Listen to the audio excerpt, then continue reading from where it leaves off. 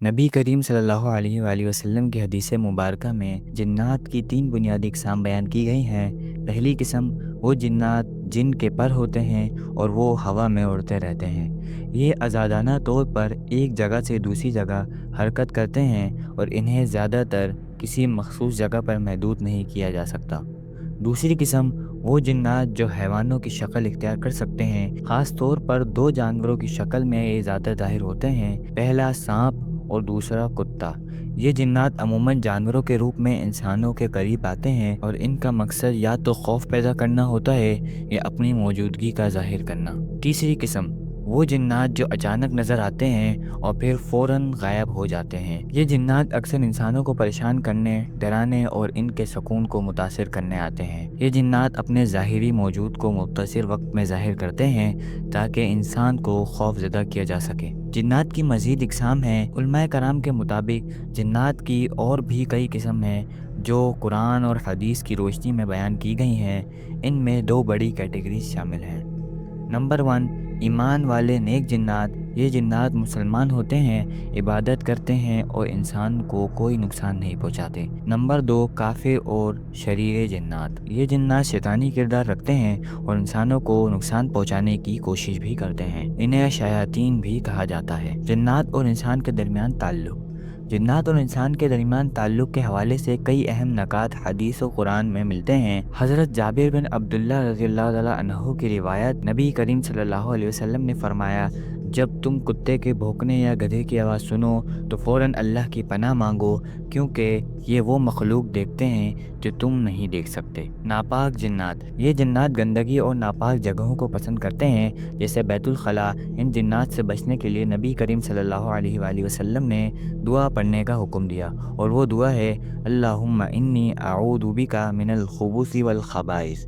اے اللہ، میں ناپاک جنات مرد اور عورت سے پناہ مانگتا ہوں۔ جنات کی تخلیق۔ اللہ تعالیٰ نے قرآن میں فرمایا، وَخَلَقَ الْجَانَّ مِن مَارِجٍ مِّن نَار۔ اس کا ترجمہ یہ ہے، اور جنات کو آگ کے شعلے سے پیدا کیا گیا۔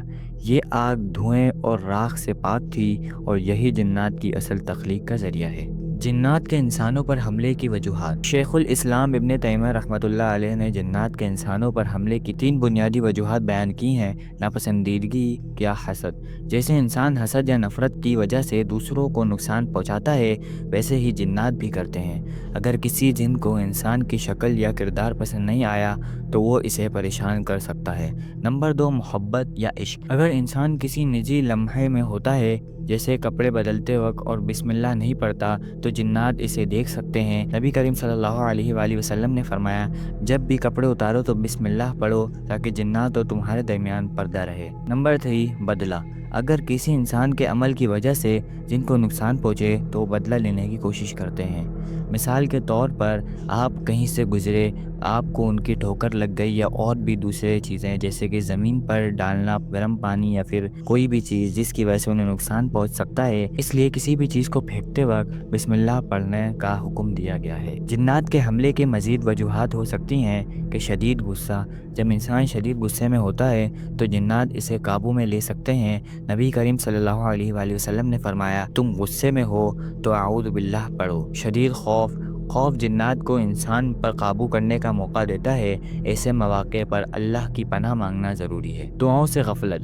جو شخص روزمرہ کی دعائیں نہیں پڑھتا وہ جنات کے لیے آسان ہدف بن جاتا ہے، جیسے کھانے سے پہلے، بیت الخلاء جانے سے پہلے یا کپڑے بدلنے سے پہلے۔ نمبر 4، فحش چیزیں دیکھنے والے افراد بھی جنات کے حملے کا شکار ہو سکتے ہیں۔ ان سے بچاؤ کا طریقہ۔ ہر عمل سے پہلے بسم اللہ پڑھیں، بیت الخلاء جانے سے پہلے بسم اللہ پڑھیں، دعاؤں کا مستقل ورد کریں، جیسے آیت الکرسی یا پھر اور بھی دوسری دعائیں یا پھر سورتیں۔ سورۃ الفلق اور سورۃ الناس کو پڑھتے رہیں، صاف ستھری زندگی گزاریں اور گندے خیالات سے بچیں۔ اے اللہ، ہمیں اور تمام مسلمانوں کو جنات کے شر سے محفوظ رکھ اور ہمارے ایمان اور جان و مال کی حفاظت فرما، آمین۔ اور اپنا خیال رکھیں، فی امان اللہ۔ اللہ حافظ۔